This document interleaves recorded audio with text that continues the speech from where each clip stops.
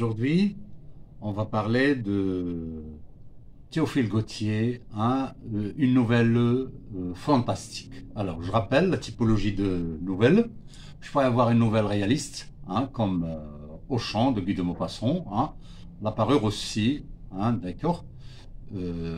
Comme je pourrais avoir bien sûr des nouvelles fantastiques, telles que Le Chevalier Double ici, d'accord, ou bien Le Horla, toujours bien sûr de Guy de Maupassant, Le Chevalier Double ici de Théophile Gautier.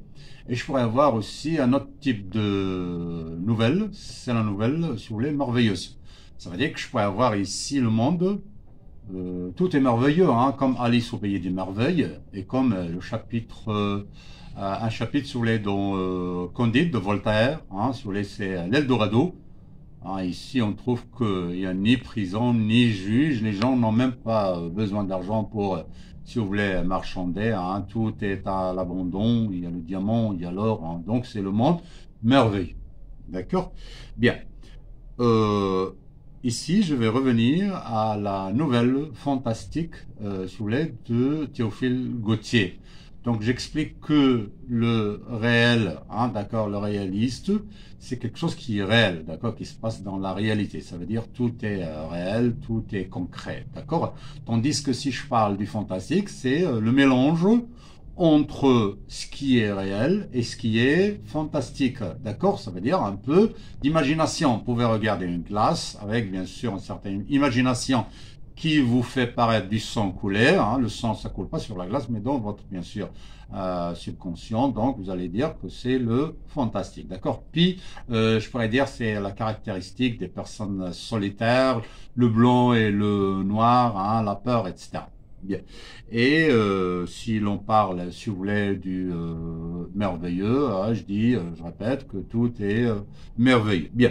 Revenons ici à Théophile Gautier avec, si vous voulez, sa nouvelle fantastique, d'accord, Le Chevalier Double. Bien. Donc, il s'agit ici dans une Norvège, si vous voulez, nordique, d'accord, un petit peu imagine. Bon, c'est le fantastique, on a dit le mélange entre le concret et l'abstrait, l'imaginaire. Donc, il s'agit d'un conte, Lodbrok avec sa femme, Madame Edwige. Je fais une digression ici sur le mot comte, féminin comtesse, vicomte, vicomtesse, marquis, marquise, ça porte déjà bien sûr le nom des cigarettes. Comme je pourrais dire Hidalgo, bien sûr c'est la noblesse, si vous voulez, en Espagne. Puis quand vous allez en Angleterre, vous allez trouver bien sûr les lords, d'accord. Vous avez bien sûr ce qu'on appelle la chambre bicamérale, comme en Amérique, si vous voulez, aux États-Unis, au Maroc ou bien en Angleterre, vous avez la chambre bicamérale, ça veut dire deux chambres. Donc nous avons la chambre des députés qui est votée par le plébiscite, ça veut dire vote par bulletin, puis vous avez la chambre des conseillers. Nous avons au Maroc ici la chambre des députés, puis la chambre des conseillers. En Angleterre, nous avons la chambre des députés, puis la chambre des lords, ça veut dire les conseillers, ici le titre de noblesse. Puis aux États-Unis américains aussi, d'accord, vous avez une chambre bicamérale. Vous avez la chambre des députés, votée par plébiscite, vote par bulletin, puis vous avez, si vous voulez, les sénateurs. Ça veut dire la chambre des conseillers, les gens, bien sûr, qui décident à, si vous voulez, haute instance. Bien. Donc, je reviens à ma nouvelle fantastique.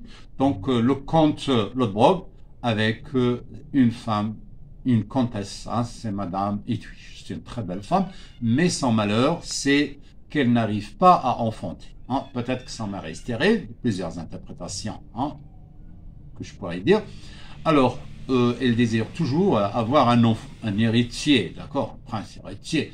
Mais, si vous voulez, le comte Lodbrok avait même, d'accord, en parallèle, si vous voulez, promis un autel en or pour l'église, pour, si vous voulez, le bénir d'avoir un enfant, d'accord, un petit comte, d'accord, qui va animer la famille. Alors, un jour, il y avait une tempête, d'accord, et un homme étranger, un homme, si vous voulez, très beau, a demandé de l'hospitalité.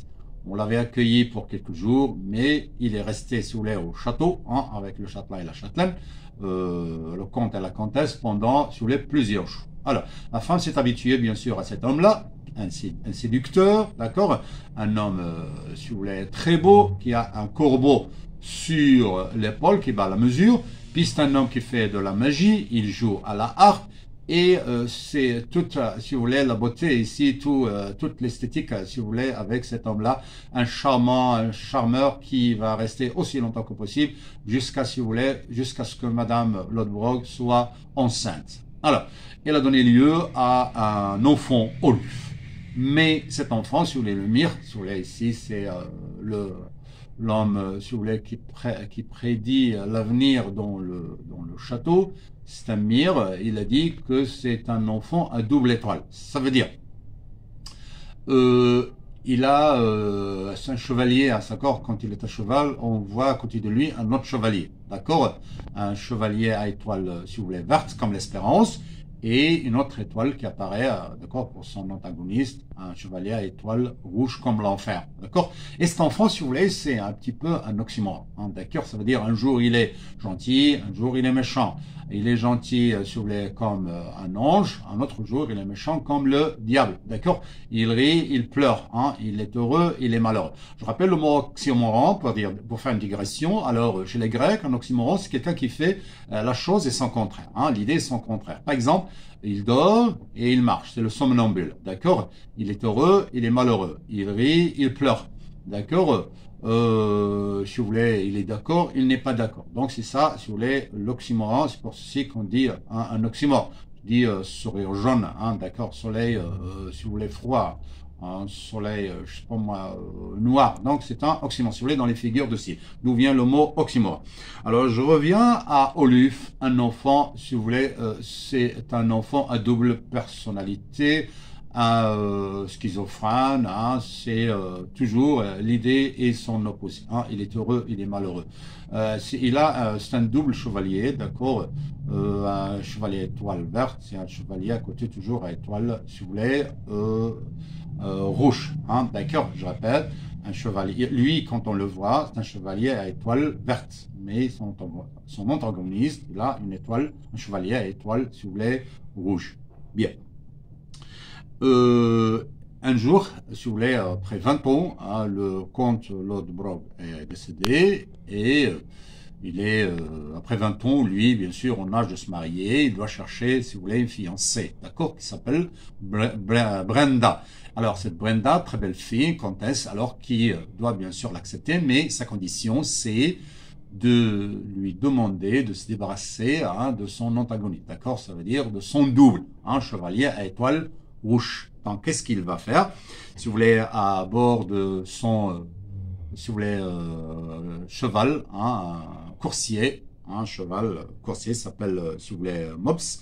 Et ces deux colosses, ces deux molosses, les chiens, hein, s'appellent, s'il vous plaît, c'est Faris et Murg, d'accord? Et il a un écuyer qui s'appelle Dietrich. Donc, si vous voulez, sur le dos de son cheval, il est allé en pleine forêt avec sa bien-aimée Brenda, qui doit assister sur le spectacle. Donc, avec, si vous voulez, ces deux chiens, avec son coursier très fort, hein, si vous voulez, à taille d'éléphant, il est arrivé à faire fuir, d'accord, son antagoniste, ça veut dire son opposant, d'accord.